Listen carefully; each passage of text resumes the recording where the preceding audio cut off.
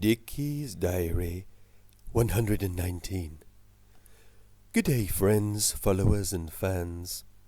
The Writer's Masterclass is well underway at Hardwick Manor. Budding Pulitzer Prize winners all over the house. New York Times bestsellers, every one of them. I'm up to my arse in talent here, and for once it's not just my own. I have to admit that I love the thought of nurturing the green shoots of learning. I enjoy fostering the thirst for knowledge.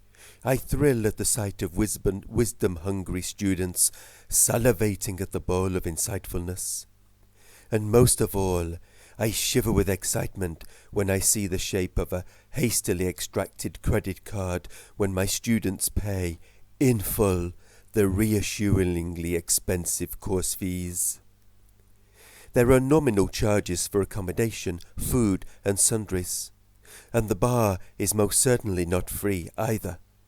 I've given strict instructions that all alcoholic beverages have a minimum 100% markup added to the price. Soft drinks have 150% markup. Who says that alcohol is bad for you? At least it's cheaper than cola at the Hardwick's house.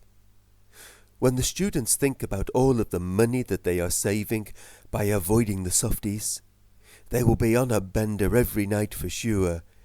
Ka-ching! Thinking about the content of the course, we are going to be spending a couple of days working on rhetorical theories and practice. The great-grandfather of rhetoric is Aristotle, who is not, as most people assume, a European kitchen appliance, but was in fact a 4th century philosopher from Greece.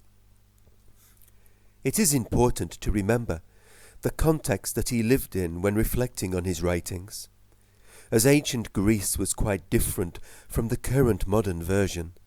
For one thing, ancient Greece had an empire, originating with Philip II and continuing with his son Alexander the Great. I'm a big fan, of course, but I do not endorse the blatant boasting in the title. I tried it once, and if I can't get away with it, I don't see why he should. Great Big Dickie did not last very long, I can tell you. The current iteration of Greece is hardly the stuff of legend, unless bankruptcy is legendary, that is. Having said that, the Trumpster has done all right out of it. Just ask the US tax office. And the ancient Greeks had a worthy work ethic.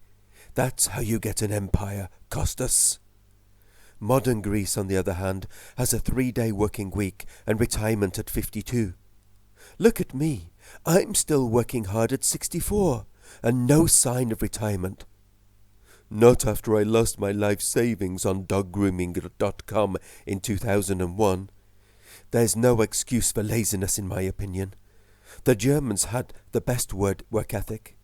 Arbeit macht frei is all about the worthy purpose of a hard day's slog for a fair reward. The ancient Greeks heralded the crucible of civilization. The modern Greeks have kebabs, sunscreen and the drachma.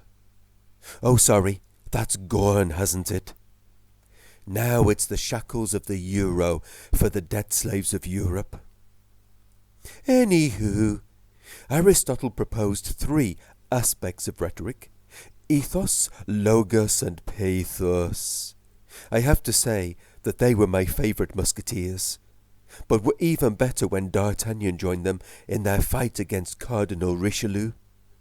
D'Artagnan was a handsome, swashbuckling action hero, feared by men and loved by women, much like myself.